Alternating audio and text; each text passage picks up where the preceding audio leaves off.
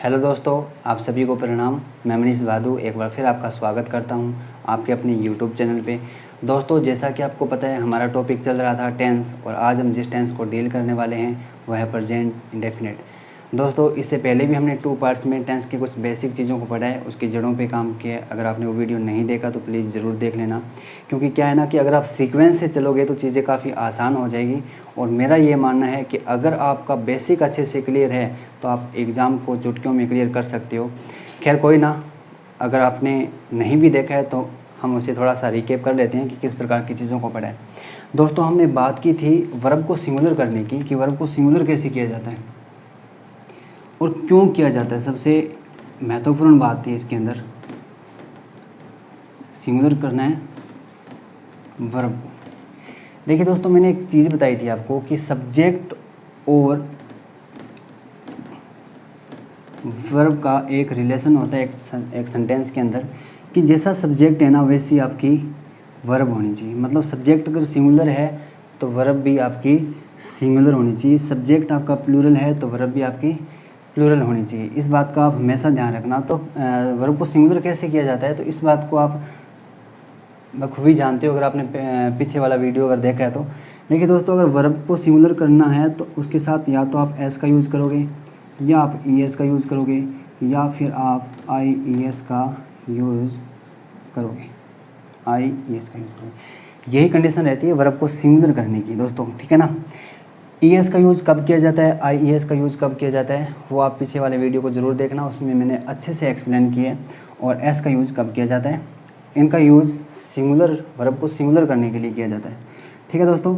अगर सब्जेक्ट आपका प्लूरल है तो वर्ब को एस या आई एस का यूज़ नहीं करना, उसके साथ एस ई एस या आई ई एस का यूज़ नहीं करना, क्योंकि वर्ब की फर्स्ट फॉर्म है जो ऑलरेडी आपको प्लूरल फॉर्म में मिलती है, तो आपको उसे एस या आई एस लगाकर सिंगुलर करने की आवश्यकता नहीं होती जब आपका सब्जेक्ट प्लूरल हो, ठीक है। तो आपको सिंपल सी भाषा में आप इसको याद भी रख सकते हो कि वर्ब के अंत में अगर एस दिखाई दे, अगर अकेला एस वर्ब के अंत में दिखाई दे तो इसका मतलब वो वर्ब क्या है आपकी, वो वर्ब क्या है, सिंगुलर है।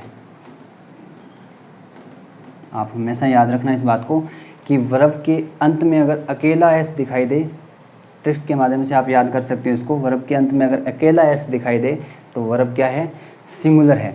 तो इसमें आपको दोबारा कभी भी याद करने की आवश्यकता नहीं होगी।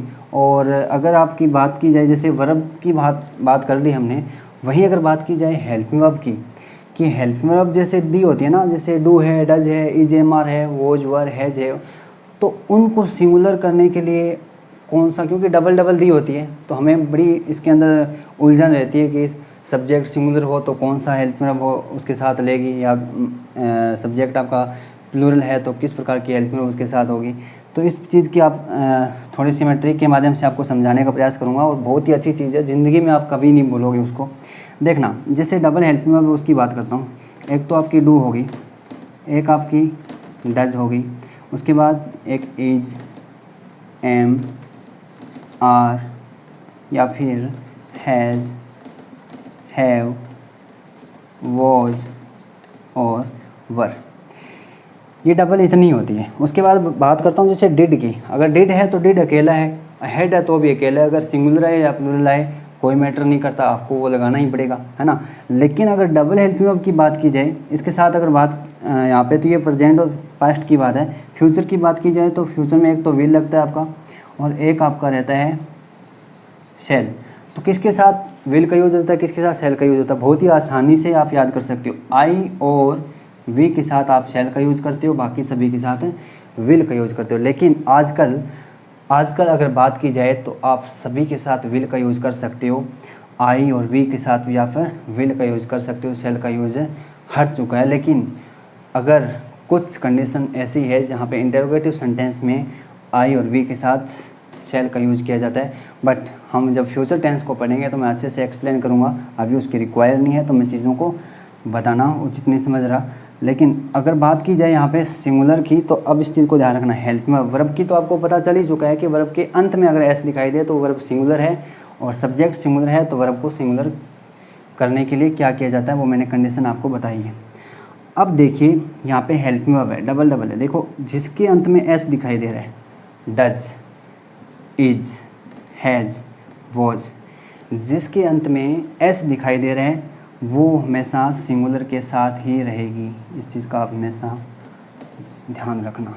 एस से सिंगुलर और एस से जिसके अंदर हेल्पिंग वर्ब के अंत में एस दिखाई दे रहा है। और मैंने वर्ब भी बताई थी, एक चीज़ याद रखना, वर्ब के अंत में भी मैंने यही बोला था कि जिसके अंत में वर्ब के अंत में एस हो वो वर्ब सिंगुलर है। और वैसी बात यहाँ पे हेल्पिंग वर्ब की है कि हेल्पिंग वर्ब के जिसके अंत में एस है वो सारी की सारी सिंगुलर के साथ रहेगी। और वहाँ पे अगर बात की जाए डू की, तो डू के अंदर कोई एस दिखाई नहीं दे रहा, आर में नहीं है, हैव में नहीं है और वर में नहीं है। तो इसका मतलब जिसमें एस नहीं है वो सारी की सारी कौन सी है, वो प्लूरल है, तो उसके साथ सब्जेक्ट भी आपका प्लूरल होगा।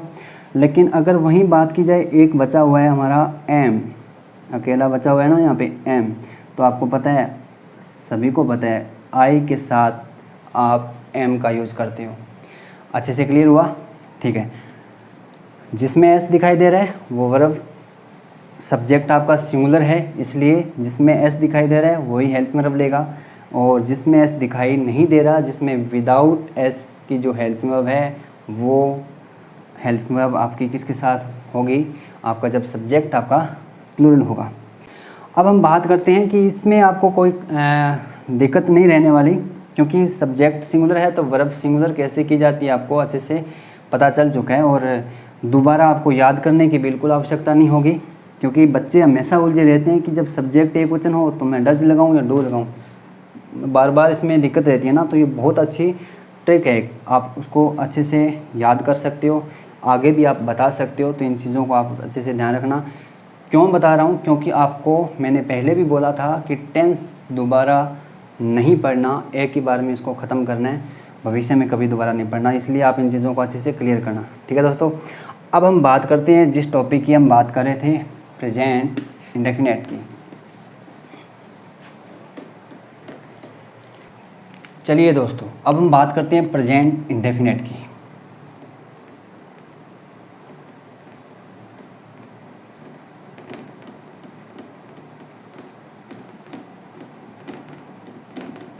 प्रेजेंट सिंपल भी बोल सकते हैं हम इसको, प्रेजेंट डेफिनेट भी बोल सकते हैं। अब इसके अंदर क्या होता है, इसकी वर्ब की बात की जाए, इसकी पहचान किस प्रकार से होती है, तो इस चीज़ का ध्यान रखना। या तो वर्ब के साथ आप क्या यूज़ करते हो, वर्ब की फर्स्ट फॉर्म, या फिर एस या ई एस या फिर आई एस, या एक नेगेटिव होने पे या इंटरोगेटिव होने पे आप उसके साथ डू या डज का यूज़ कर सकते हो। इस चीज़ का ध्यान रखना, ये प्रेजेंट डेफिनेट में यूज होती है, डू या डज। अब डज कहाँ लगता है और डू कहाँ लगता है ये बताने की बिल्कुल आवश्यकता नहीं है। अभी मैंने आपको मेंशन किया था कि डज जिसमें एस दिखाई दे वो हेल्पिंग वर्ब सिंगुलर के साथ ही रहेगी, और जिस वर्ब के अंत में एस दिखाई दे वो ये वर्ब आपकी क्या होगी, सिंगुलर होगी। ठीक है दोस्तों, अब हम बात करते हैं कि प्रेजेंट इंडेफिनेट में, प्रेजेंट इंडेफिनेट कौन सी ऐसी कंडीशन है जहाँ पे प्रेजेंट इंडेफिनेट का यूज़ किया जाता है। तो सबसे पहले अगर बात करूँ तो हैबिट की, या फिर डेली रूटीन की। हैबिट होगी, डेली रूटीन होगी, या फिर यूनिवर्सल ट्रूथ हो गया, या फिर प्रोवर्ब, या साइंटिफिक फैक्ट, या फिर न्यूज़पेपर हेडलाइन,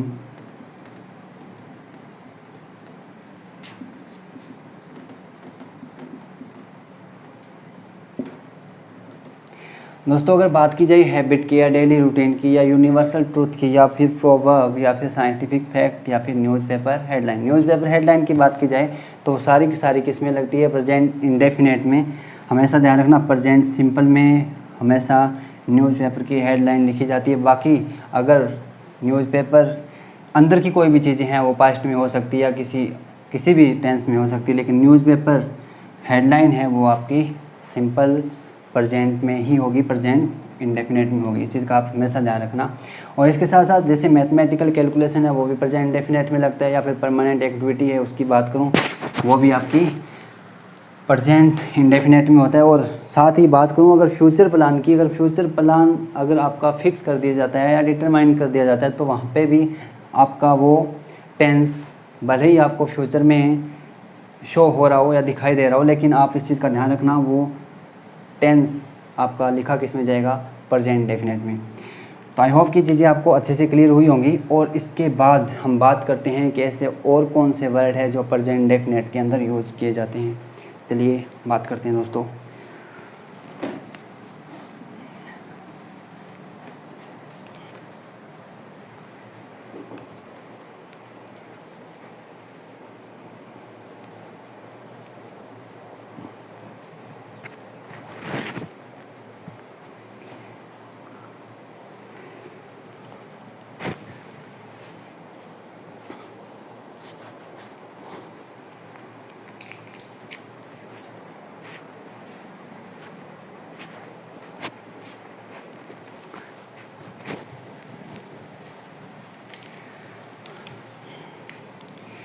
चलिए दोस्तों, अब हम बात करते हैं ऐसे कौन से वर्ड हैं। अब हम उन वर्ड्स की बात करते हैं जो प्रेजेंट इंडेफिनेट के अंदर यूज किए जाते हैं। हम उसे कीवर्ड्स भी बोल सकते हैं, एडवर्बियल्स जो भी है, लेकिन पहचान होती है उसे प्रेजेंट इंडेफिनेट की। चलिए देखते हैं कैसे।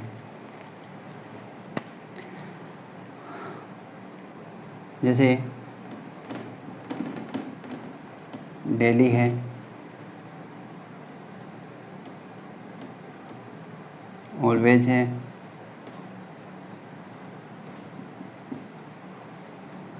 समटाइम्स है,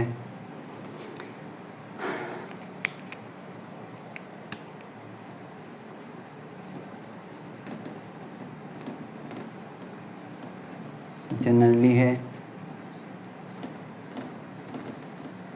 यूजुअली है,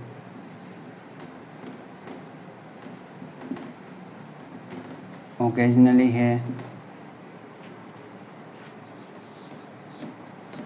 ऑफ्टन है,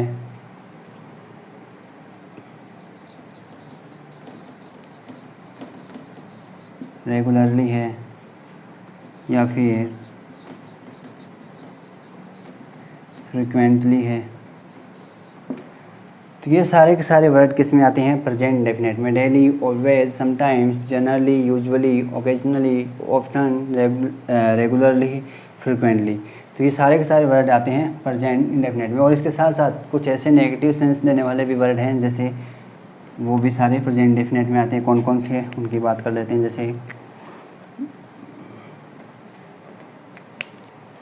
जैसे बात करते हैं नेवर, सेल्डम,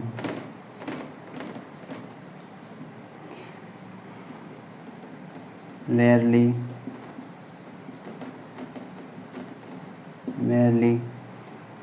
या फिर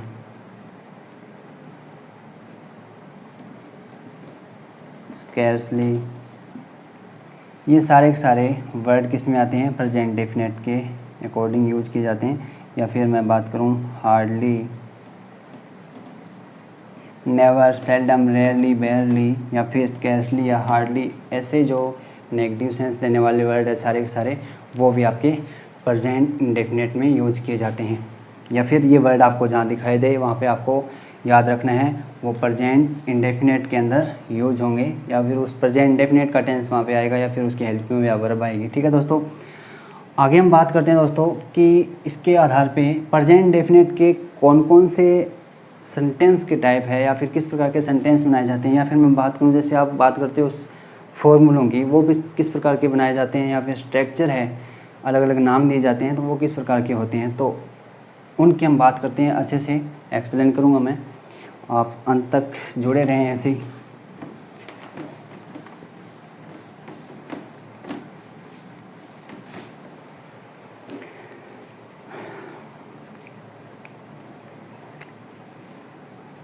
सबसे पहले हम बात करेंगे दोस्तों अफर्मेटिव की। उसके बाद हम बात करेंगे नेगेटिव की, और फिर इंटरोगेटिव, फिर हम बात करेंगे नेगेटिव, इंटरोगेटिव। अफर्मेटिव की बात करें तो अफर्मेटिव या फिर पॉजिटिव, तो उसका स्ट्रक्चर है वो किस प्रकार से बनता है, तो इस पर ध्यान देना थोड़ा सा। सबसे पहले आता है सब्जेक्ट, और उसके बाद आएगी वर्ब की फर्स्ट फॉर्म। फर्स्ट फॉर्म के साथ या तो एस का यूज़ करोगे या ईएस या फिर आईएस, और ऑब्जेक्ट। ध्यान रखना, सब्जेक्ट के साथ वर्ब की first form S I S, I S, object. Negative की बात की जाए तो दोस्तों ध्यान रखना, जैसे ही नोट लगता है नेगेटिव के अंदर तो वहाँ पे हेल्पिंग वर्ब उसके साथ जुड़ जाती है। जैसे मैं बात करूँ, सबसे पहले आएगा सब्जेक्ट, उसके बाद रहेगा आपका डू या डज, उसके बाद 3 नंबर पे आएगा आपका नोट, उसके बाद वर्ब की फर्स्ट फॉर्म प्लस ऑब्जेक्ट। मैं बार बार बोलूँगा कि नोट 3 नंबर पे ही आएगा, क्यों आएगा और कैसे आएगा इसकी बात नहीं करेंगे। सबसे पहले हम ये बात करते हैं कि नोट कितने नंबर पे आएगा, 3 नंबर पे आएगा।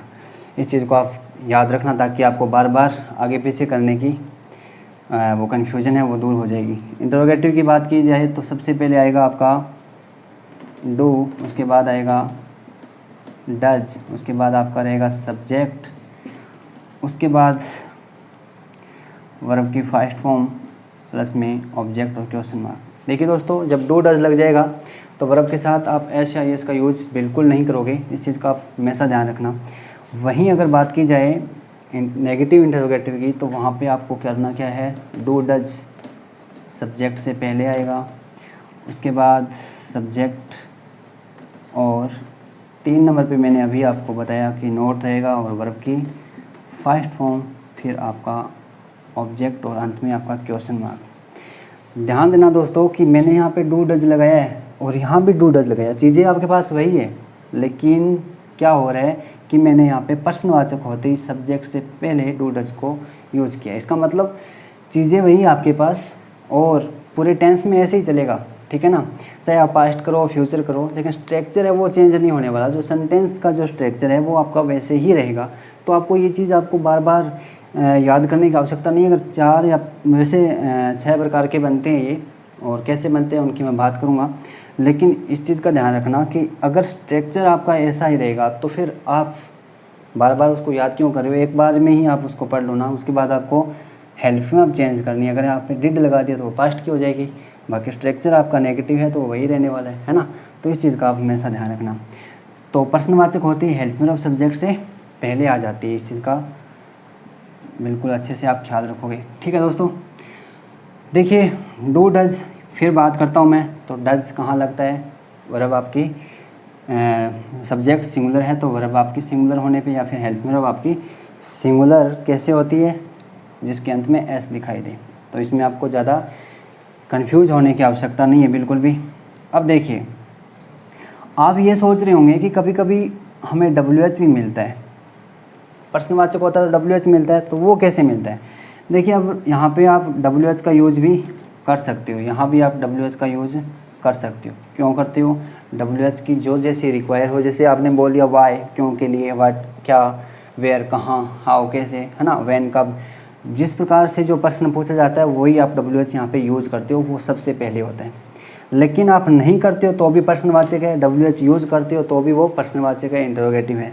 कैसे है, ध्यान देना। अगर WH है तो उसका पर्सन का जो आंसर है वो आपको बताना पड़ेगा, यस या नो में नहीं दे सकते। लेकिन ध्यान रखना, अगर आपका डायरेक्ट हेल्प में सब्जेक्ट से पहले है, चाहे वो डू डज हो, चाहे इज एम आर हो, वाज वर जो भी है, हैज़ है, जो भी, मतलब हेल्प में अगर सब्जेक्ट से पहले है तो इसका मतलब क्या है, वो पर्सन आपका ऐसा है जिसका आंसर या तो आपको यस में मिलेगा या फिर नो में मिलेगा।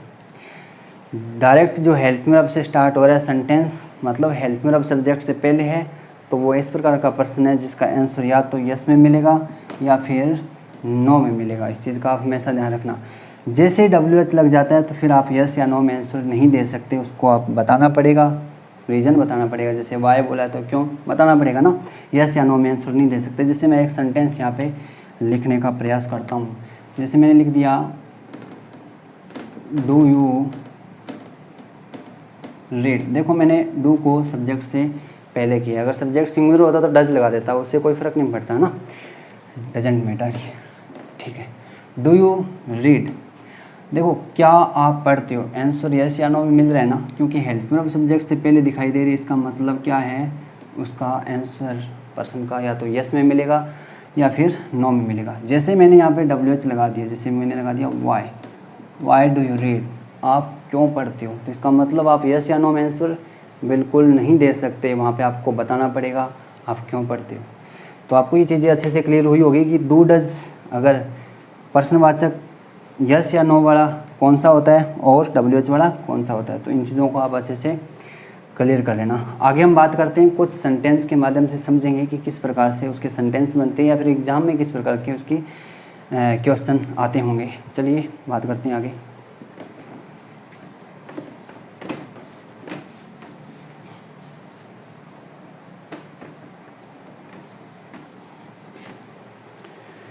दोस्तों अगर बात की जाए, जैसे मैं यूनिवर्सल ट्रूथ की बात करूं,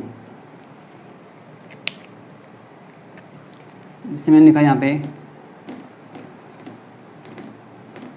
the sun rise in the east. वहीं अगर बात करूं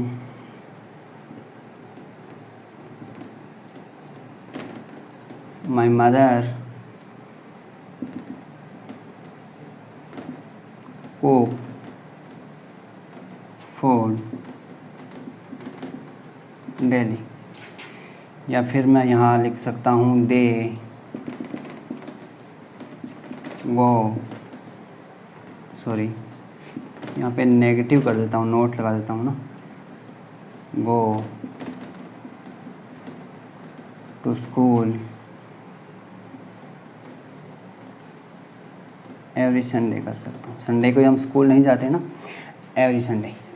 देखिए दे मैंने नोट यूज़ किया यहाँ पे, लेकिन अगर पॉजिटिव सेंटेंस है आपको पहले पहचान पता चल जाएगी। अगर पॉजिटिव सेंटेंस है तो उसमें नोट दिखाई नहीं देगा, नेगेटिव है तो नोट दिखाई देगा, प्रश्नवाचक है तो प्रश्नवाचक आपको दिखाई देगा। तो इस चीज़ को आप हमेशा ध्यान रखना। अब देखिए the sun rise in the east, इस चीज़ का ध्यान रखना कि ये सेंटेंस कौन सा है। यूनिवर्सल ट्रूथ मैंने बताया था प्रेजेंट डेफिनेट में यूज होता है। सब्जेक्ट सिंगुलर है तो आप वर्ब के साथ क्या यूज़ करोगे, डायरेक्ट एस का यूज़ करोगे, राइजेस इन द ईस्ट। वहीं अगर बात की जाए माई मदर कुक फूड डेली, यहाँ पे डेली देखो कीवर्ड किसकी है, प्रेजेंट इंडेफिनेट की, मैं अभी अभी लिखवा कर हटा हूँ। तो आपको पता है माई मदर सिंगुलर है तो वर्ब के साथ एस लगाऊंगा वर्ब को सिंगुलर करने के लिए। और अगर यहाँ पे होता, जिसे मैं लिख देता दे, तो सब्जेक्ट प्लूरल होता तो वर्ब को वैसे ही रहने देता ना, क्योंकि वर्ब की जो फर्स्ट फॉर्म होती है वो ऑलरेडी प्लूरल फॉर्म में होती है, उसके साथ ऐसे ही इसका यूज़ करके हम उसको सिंगुलर नहीं कर सकते जब हमारा सब्जेक्ट क्या हो, प्लूरल हो। तो वहीं बात की जाए दे नोट आया, तो नोट आते ही हमारे पास हेल्प वर्ब होती है या तो डू या फिर डज। डज हम कब लगाते हैं, जब हमारा सब्जेक्ट सिंगुलर होता है, एस वाली हेल्प वर्ब है ना, अभी बताया था एस से सिंगुलर, ठीक है।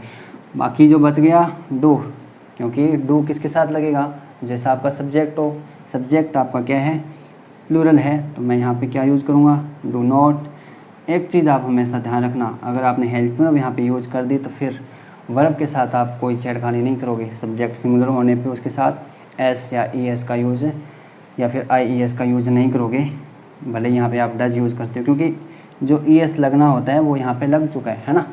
तो इस चीज़ को आप ध्यान रखना, वर्ब आपकी ऑलरेडी सिंगुलर हो चुकी है, तो they do not go to school every Sunday. वहीं अगर बात की जाए प्रश्नवाचक लगा दूँ यहाँ पे, तो आपको पता है कि प्रश्नवाचक लगाते ही हेल्प वर्ब आपकी सब्जेक्ट से पहले आएगी, डू दे, यहाँ से फिर डू हट जाएगा। इन चीज़ों को आप अच्छे से समझ रहे हो। अगर सब्जेक्ट सिंगुलर है, जैसे मैंने सी लिखा है, तो यहाँ पे फिर क्या लगेगा, डज लगेगा। आई होप कि चीज़ें अच्छे से क्लियर हुई होगी। तो इसका पर्सन का आंसर आपको किस में मिलेगा, या तो यस या फिर नो में। वहीं अगर मुझे यस या नो में आंसर नहीं देना है, WH में देना है, तो जो WH आपको चाहिए वो लगा दो, जिससे वाई लगा दिया, वेयर लगा दिया, वैन लगा दिया, जिस चीज़ की रिक्वायर हो उसके अकॉर्डिंग, है ना। तो आई होप कि चीज़ें आपको अच्छे से क्लियर हुई होंगी। नेक्स्ट पार्ट में हम आगे की जो बची हुई चीज़ें हैं वो पढ़ेंगे। और प्लीज़ आप वीडियो को ज़्यादा से ज़्यादा शेयर करना और लाइक ज़रूर करना वीडियो को, और चैनल को सब्सक्राइब भी करना अगर नहीं किया तो। मिलते हैं नेक्स्ट वीडियो के अंदर, तब तक के लिए बाय बाय, टेक केयर।